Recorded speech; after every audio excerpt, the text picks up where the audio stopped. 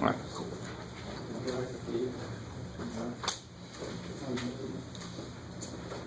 All right, so today we're actually, I think the last thing we're going to do today is prove the quadratic formula. So that's what we're working towards. We're actually not going to prove it, we're going to create it. Okay?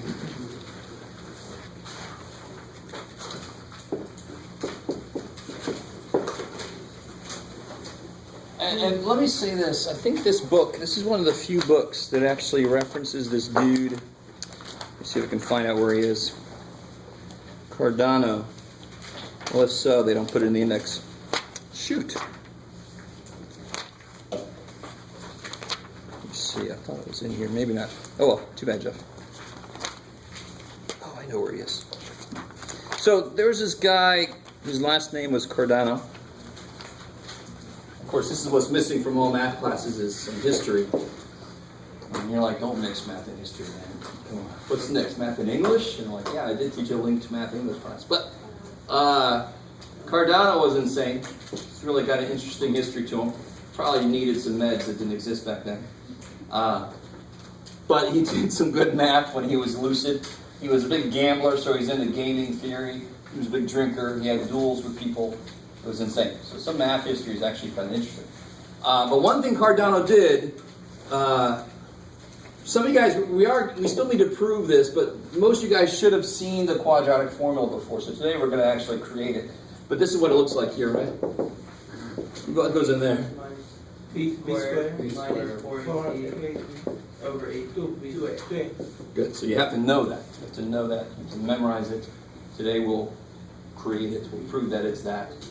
What Cardano did. Now what this is a solution. This is the solutions to this equation.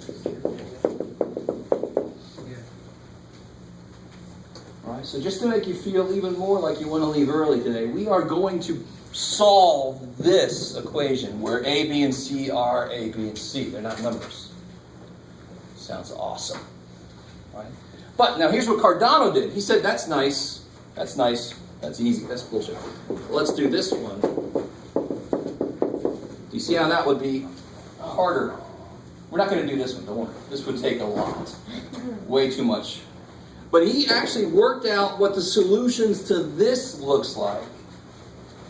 And in so doing, he got these formula. This might not be the best notes to take. This is just me talking about complex numbers. He got a formula, and let's say he had an equation, and he got answers like 4 and 2. But on the way, the formula had stuff like square root of -7. But when he started simplifying the formula out, it eventually came out to be nice 4 and 2. So that is probably the least exciting place where this comes up, but this is a formula like one we know that solves this equation, and in the middle of it, even if the answers come out real, in the middle of it are these square roots of negative numbers. And at the time that he was working with these, they were not really accepted. In fact, negative numbers were first like -3. That's not, who are you? What, -3 doesn't exist? Who are you? Get away from me. I can't see -3. And nowadays you're like, I can see it on my bank statement. But when square roots of negative numbers came out, people were especially like, this is why it was called imaginary. And unfortunately that name caught on, and we just kept it. I think we kept it as a sign of, yeah, imaginary. That's who we're like trying to change the meaning of it. But it sucks now, because as a student you're like, I knew this shit was all made up. But it's because in the beginning people thought they don't exist. This is crap. This is bullshit. I don't know what you're doing over there. But it's necessary. You could never get here without first getting this shit in the middle of it, right? Now there's more interesting. Like I said, there's electromagnetic uses of the imaginary numbers. There's this equation again, right? There's I for imaginary, right? And again, it won't help you buy lettuce, but it does have uses. Okay. So that, you didn't really have to write any of that stuff down. That was just me trying to get you to realize there's a reason we look at these things that are unfortunately called imaginary numbers. They aren't imaginary. They have a lot of uses. So don't feel like you can get out of it because they're imaginary. No. So what the hell is it? So imaginary numbers are actually a part of complex numbers. So let's first look at just imaginary numbers by themselves, and then we'll look at complex numbers. You don't have to make your O that big, but I just decided to. So what the hell are imaginary numbers? Who already knows what we call I? No. Square root of -1. So of course we're not going to go -1. Nowadays we know -1 is fine. It could be -1 degrees. I could owe you $1. We understand -1 has physical meaning, right? Square root of -1, shit. The only reason, it's sort of like, what's this? What's that? Yeah, 3.14159, blah, blah, blah, blah. So why did we give it a symbol? Because we didn't want to write all that shit, right? We wanted pi. Yeah, we were really thinking we're hungry. So let's call it pi. It didn't really help us eat, but it lets us help think about it. So we don't want to write this. That's just freaky. So we'd much rather just write the letter I. Believe it or not. That's one big reason why we did this. It's just to make it easier to write these things down, so I don't have to write this symbol out all the time. Right? So if I write, so watch one of the most immediate consequences of this. If I is the square root of -1, what's I squared? Careful. What's the square of the square root 2? What's the square of the square root 2? Cancel. So what's left? Good. You guys with me? So this is why I kept saying you can't square a real number and come out negative, because you can square a complex or imaginary number all day and come out negative. That is the most fundamental and the most important immediate consequence of this definition for us is I squared is -1.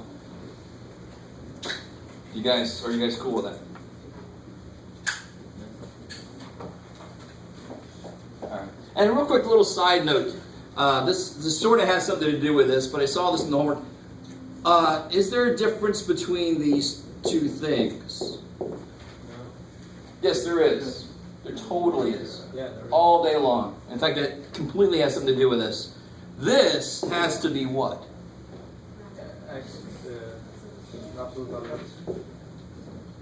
This is X. Let me let you guys absorb that for a second. That is why this works the way it does. Those are completely different questions, right? We know order operations matters, and one that squares inside, the ones that squares outside, that actually does change what the answer is going to be.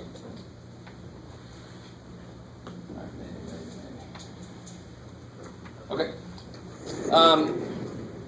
So, a little bit more on this, and this is not, that's the most important thing, but you have to understand the rest of this also.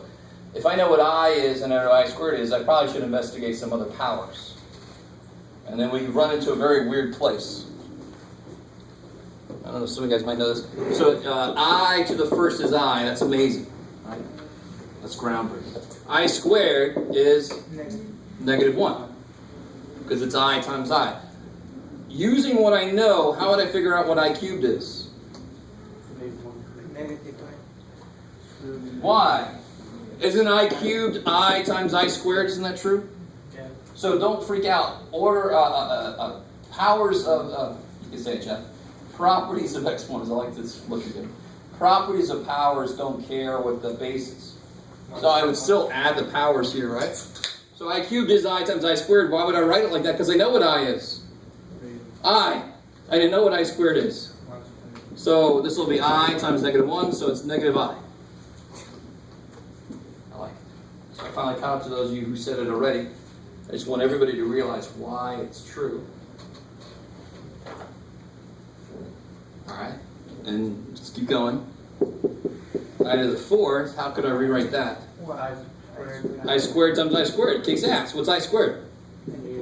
So it'd be -1 times -1 is 1. So then what happens with I to the 5th? I squared times I squared. That's I4 times I. What's I4? 1. I to the 4th is 1 times I is freaking I. Holy shit. Let me make sure let me see if I can get you guys to understand this. This is not the most important thing. But you should be able to understand this. I'm going to ask you questions about it on the test. There's going to be questions in the homework, but it's not going to be a lot. It's not going to be crazy. Do you understand how I to the fifth now? I can just put it here because that's I to the fifth. You see that? What's I to the fifth? I, but what's I? So then what's I to the sixth? Negative 1. It starts over again. Holy shit. So who can tell me very quickly what's I to the eighth? 1. Because every 4, it's going to start at 1 again. So what's I to the 24th? Why do you know that? Because that's 4. That's 6 fours, right? Every 4th one, it starts at I. It starts at 1. So what's I to the 25th then? I, because it's the next place, right? I to the 4th is 1, and then I to the 5th is I. So here's the shortcut. If you divide the power by 4, the remainder tells you where you are in the cycle. Think about that. So if I had I to the 47th, 4 goes into that 11 times with, so this is the same thing as I cubed. That's where you are in the cycle. And I cubed is negative I. Sweet. There are other ways to do that problem, and I'll let you discover them on your own. That's all I'm going to tell you. Some of the tutors will probably tell you some other ways to do it. But that's a really good way to look at it because you get seeing the idea of things that are cyclical. Clock math is cyclic. Right? In clock math, 7 plus 6 is not 13 unless you're military. So let's just go non-military. Civilians, you with me? So those military people don't tell me 1,300 hours. What's 7 plus 6 in clock math? 1. Right? You guys understand? So that's actually a true thing. We call it Z12. Well, we won't get into it. But it's a whole other way of looking at numbers. They're cyclic. All right. Does everybody kind of get this idea? So what would I to the 81st power be?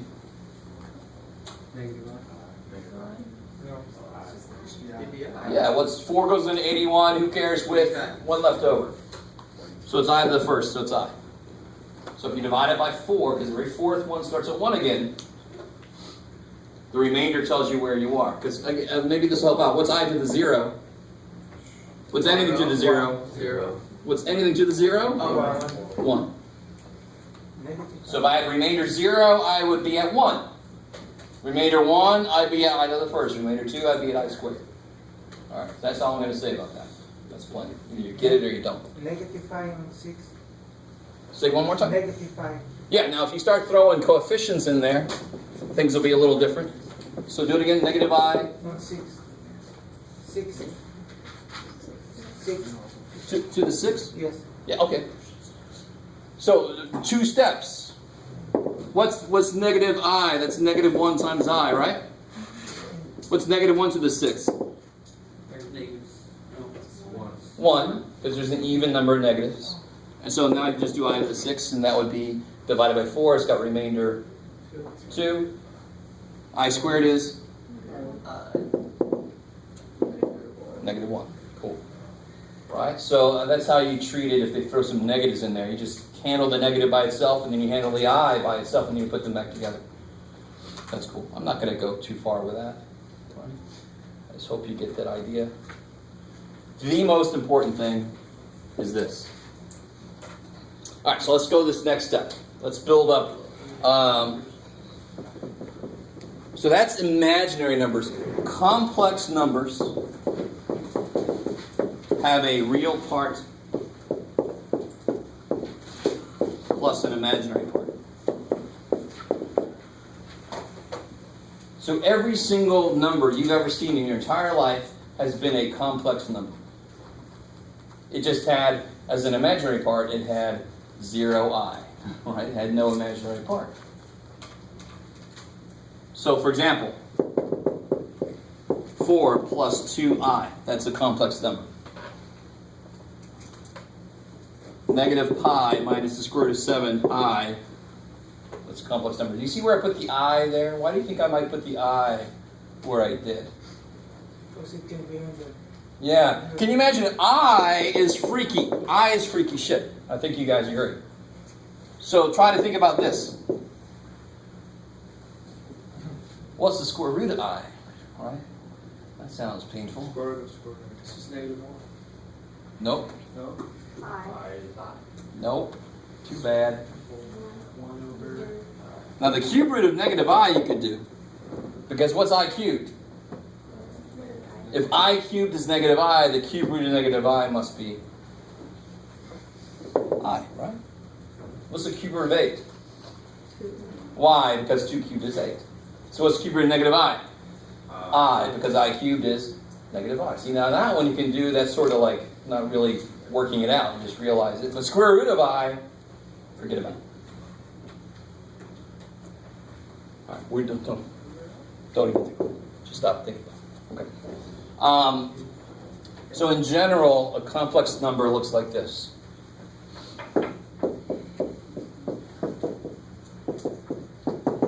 It looks like A plus B I.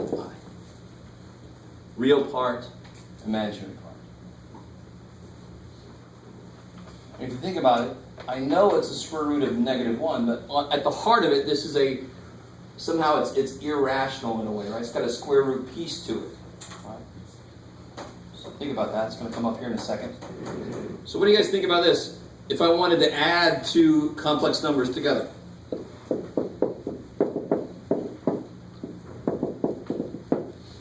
What do you hope is true? And it is. Yeah. They have 5. We have Yeah. What's 4 plus 2? 6. Plus. And what's -3 plus 7? 4. 4. Yay!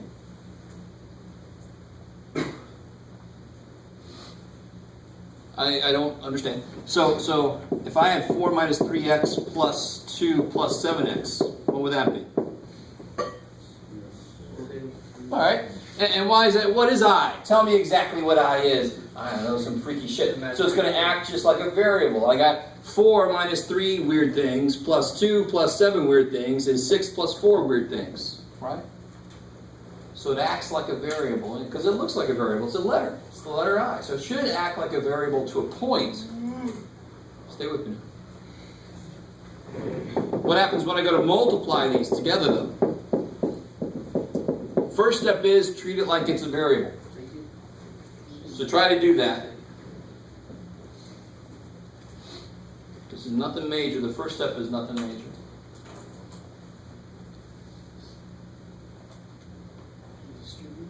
Yeah, totally. You foil this bad boy out, right? But you can go further than normal because I really is not a variable. It actually is something that we know. We know the value of it anyway.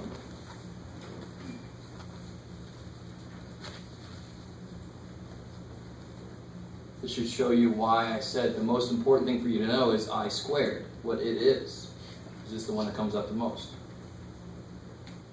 So what do you guys get when you start to foil this bad boy up? 8. Yeah, plus 28 minus 6. I, right? Minus 21 I squared. But what is I squared? Beautiful. But the minute I start doing problems like this, so I get 8 plus 22i minus 21 times -1. Let me stop there for a second. You guys with me? This is everything we've done today is a consequence of calling square root of -1, calling it I. Everything we've done today comes off of that definition. So then I can do, what's this? 21 plus 8? 29 plus 22i. Can I combine those? No. Hell no, they're not like terms. But what I get is people start to replace I with -1. Is I -1? No, we don't have to call them -1i. We're cool with -1. It's square root of -1. Well, shit. So I, you leave it alone. I squared is -1. That's what you can replace. Does it matter what way we write it? Like, when we get the final answer, does it matter if we... Not really. If you put the 22i first, you're fine. Yeah. Me, I might default to this because I know it's a plus bi is the technical blah, blah, blah. Who gives a shit, right? When you do y equals mx plus b, could you put the b first? Of course you could. But it does feel a little bit wrong, right? Hopefully, yeah. What if it was I cubed? Oh, is that going to happen? No. No, it's not. But if it was, you replace it with negative I. You replace it with what it is. Yeah, if it does happen. So even if I did this, let me let you guys try this.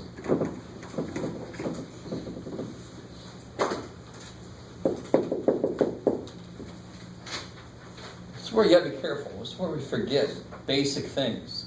This is not I cubed plus 1 cubed. This is not I cubed plus 1, right? What do you have to do? Write it 3 times. You're not going to end up with an I to the 3rd power, though, anywhere. Take a minute and do this. Now, I kind of have respect for the person that tries to get this done in 1 step. But holy shit, there's no way you could do that. How do you, what's 2 times 7 times 5? How would you do that? 2 times 7 times 5, what is it? You do 2 times 7. Can you do it all? Just do them all at once. No. Just do 2 times 7 times 5. No, you got to put 2 and 7 is 14, and then I can multiply that by 5, right? So how do you multiply this? You multiply those. And then you multiply that result by the last 2, right? That's going to be I squared, just like it's 1. Yeah, so something weird happens.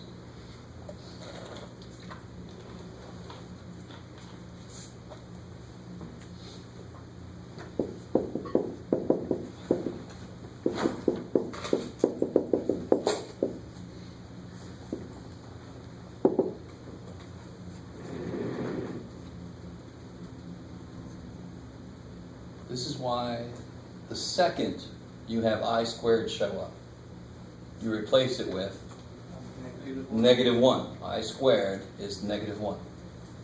If you didn't, this would so suck. There'd be all kinds of shit. But if you do, if I squared is negative 1,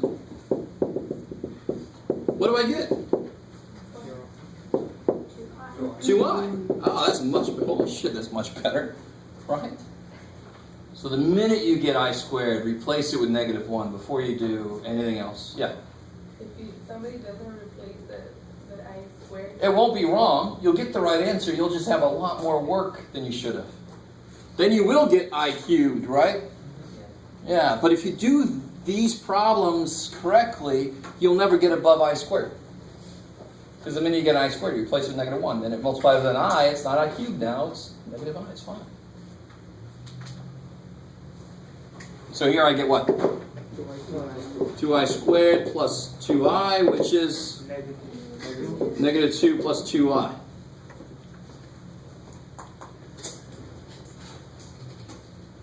Very interesting.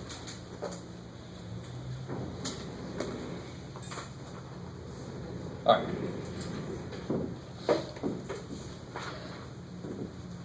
So, what do you think? Remind me, let's see. We did this one earlier today. We did one like this.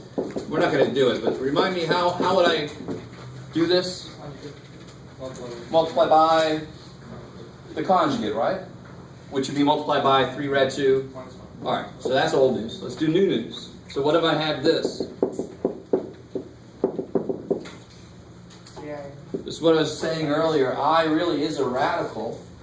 It's going to act like a radical sometimes. You still multiply by the conjugate. So the idea is, if I have a complex number divided by a complex number, the answer should come out to be a complex number. What does a complex number look like? A plus pi. A plus pi. If I can make the bottom real, I can then split it up and make it look like A plus pi. How do I make the bottom real is exactly like how do I make the bottom rational. I want to kill the I, but also don't let the I live in the middle term. That's going to be a conjugate, right? Is that cool? If I multiply this by, what? 3i minus 5. The only place an I could exist, because 3i times 3i is 9i squared, which is negative 9. See, that's real. The only place an I could exist is in the middle term, but I built it so the middle terms cancel. Cool. Well, careful. 3i times 3i is 9i squared. And this is all on the bottom. Let me be careful how I do this. Let's go over there. So 9i squared. Middle terms cancel. Minus 25. And on top I get, who knows? What do I get on the top? I get 12. 12i squared. Minus 21 minus 20, so minus 41i. Is that cool to guess you? I just hate writing both middle terms out. And then in the end I get Positive. plus 35. So that's just foiling and combining the middle terms in one step, right? So then I can replace this with negative 12, and negative 12 plus 35 is 23. So I get 23 minus 41i over negative 9 minus 25. Careful. They're both negative. 54. Which is fine. You could circle that and be done. But a little bit better is to write it as negative 23 over 34 plus 41 over 34i, because then that's a plus bi. Holy shit. Has to come out in the form of a complex number. All right, good. I like that, because that's pretty recent for us. And that's exactly really the same reason we multiply the conjugate, is because I really is a radical. Yeah. So you can just replace the root 2 with I? No, I'm sorry. I'm real sorry. This is an example. These are two separate examples, completely separate. Square root of 2 has nothing to do with I. But I put this up here just to say, what would we have done with this before? We would have multiplied by 3 rad 2 minus 5, right? Yeah. So I said, okay, what if I had a new problem? That looks a lot like that problem did, but instead of rad 2, I put an I. We still do the same thing, because I is square root of something. So the reason we do it is the same. Yes, sir? How did the 41 over 34 just become positive? Because it'll be two negatives, right? Oh. So it'll be 23 over negative 34 and negative 41 over negative 34, so positive, yeah. Again, you could just circle this, that would be fine. But the reason the work we do makes sense is because I can write it as a complex number in the right form. Maybe. So that's what 12/8 is all about, yes. The I, is that with the 34? It's with Both? It's with this. So it's like if I write 2/5 x, what's another way I can write that? 2x over 5, right? So I could put the I on top, but it makes more sense. I want to make it like bi, right? Like what's the slope of this? It would be a little bit easier to see if I put the negative 2/9 like its own coefficient, right? So that's why normally I write that as a coefficient. It's a fractional coefficient of I. But it's the same thing if you put it up on top. All right. You guys still look a little oppressed, but not as bad as the other day. That was scary. Okay.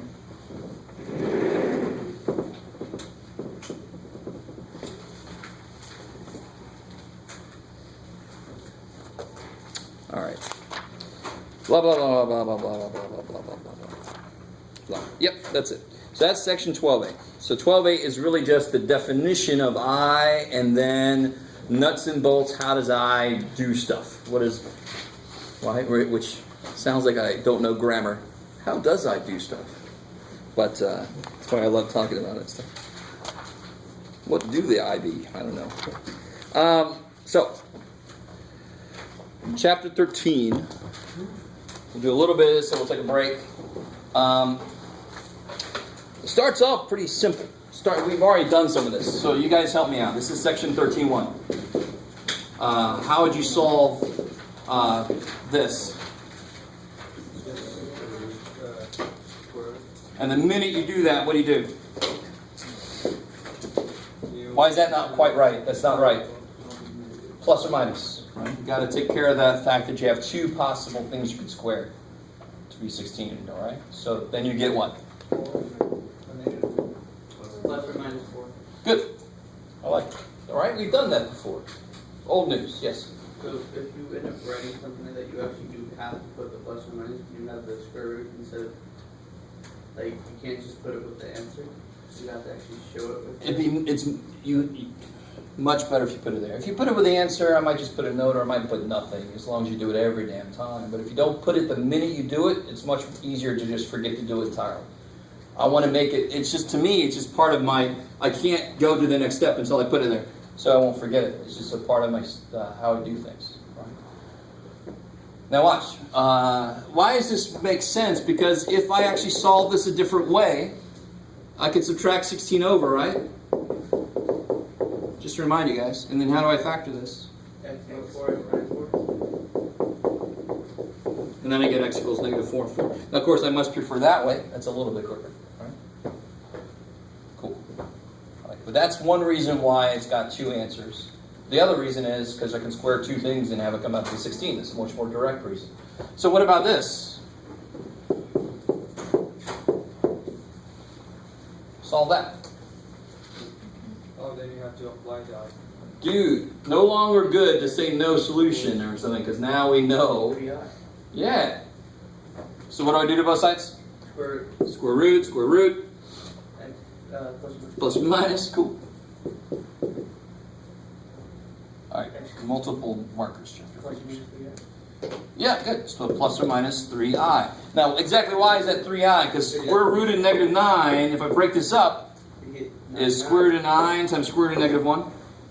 Right? Square root of 9 is 3. Square root of negative 1 is I. Alright, how you guys doing alright? Those of you who look like want to hurt me, I think you're just bored. Which is good. It just means you've seen this before. That's awesome. Just don't actually follow through and hurt me.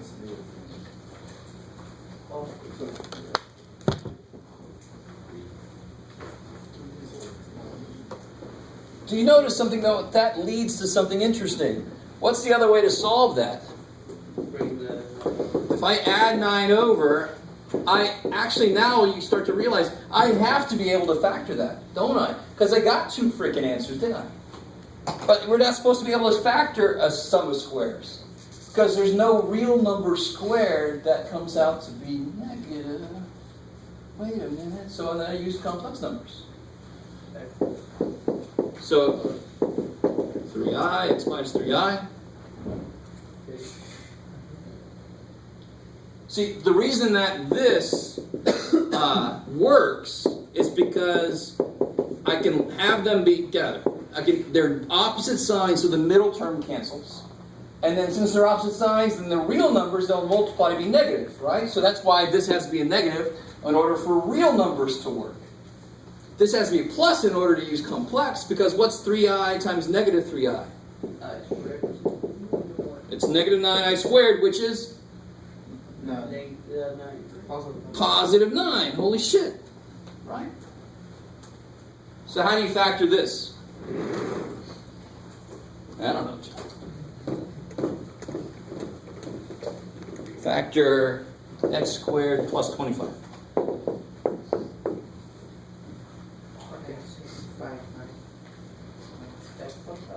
Yeah. How do you cover your ass for the fact that it's a sum of squares? You put i's in there. That makes it come out nice. That makes it come out correct. Sweet. Dude, so I will ask you on the test, factor this using complex numbers. So for example, I normally don't get anybody too excited about this. If I said factor this using complex numbers, the first step, there's no complex numbers. We just gave it away. It's going to be another step. So what's the first step on factoring this?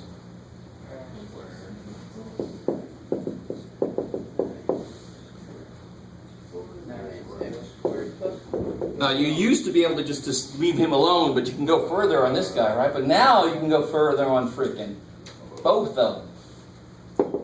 But however this guy factors the same way, just with i's at the end. Right? So how do I factor this guy? So now this guy's going to be 3x. 3x.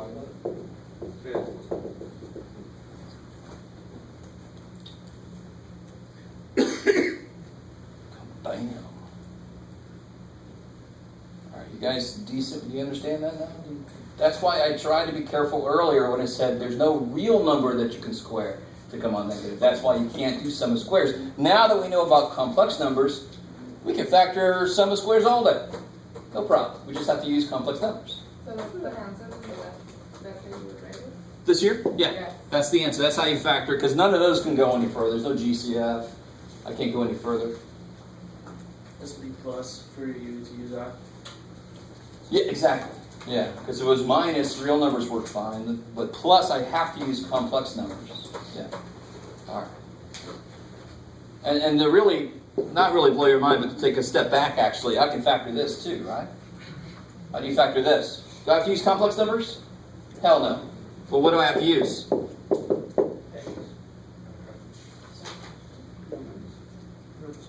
Square root of 2, yeah. I mean, what do you always do? What's x squared minus 4? X minus the square root of 4, x plus the square root of 4. Don't write after you write it, Jeff. Right? You're breaking it in half, which is using a square root. So if I have a number I can't square root, I just have to write a square root down. Why do we normally not do this? Because we normally like integers in there, right? But if you had to, you can totally do this. Of course you could. So that's the same thing. And why does it make sense? What would the answer be to this? Rad 2 and negative rad 2, right? But how would you solve this directly? What's x squared equals 2? Take square root, put a plus or minus, same damn answers, right? All right. Okay. Let me see, just a couple more steps, we'll take a break. So, if I have a problem like x squared equals a number, that's easy shit, right? Easy shit. I don't even care what the number is. It could be 11. So if it was x squared equals negative 11, it's easy. Let it be easy. What do? Is it square root? Take a square root, plus or minus, so x equals plus or minus I rad 11. The reason I put the I in front is so it doesn't look like that. Right, if I do that, maybe that's too far, and that's weird. We talked about that earlier. So I like to put the I in front. The book says either way. But if you put the I in front, it's a little bit less easy to have it sneak inside and get all freaky. Right? It's freaky enough already. All right. What about this? Why is this equally easy? In fact, well, let me make it not too easy.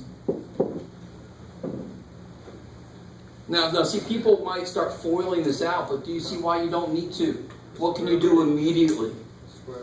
Square root it. Yeah.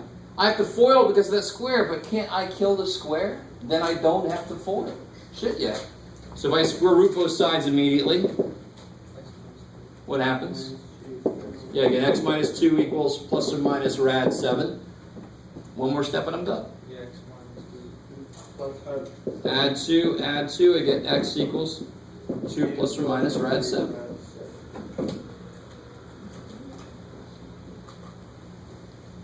What if that was a negative 7? That would be the same answer just with an I here. Right? That's the awesomeness about it. If it's a negative number instead of a positive one, you throw an I in there to cover your ass, right? All right, I was going to go a little further. I get this feeling we need a break. So, you guys like, I needed a break an hour ago, Jeff. So come back 5 till. Roughly.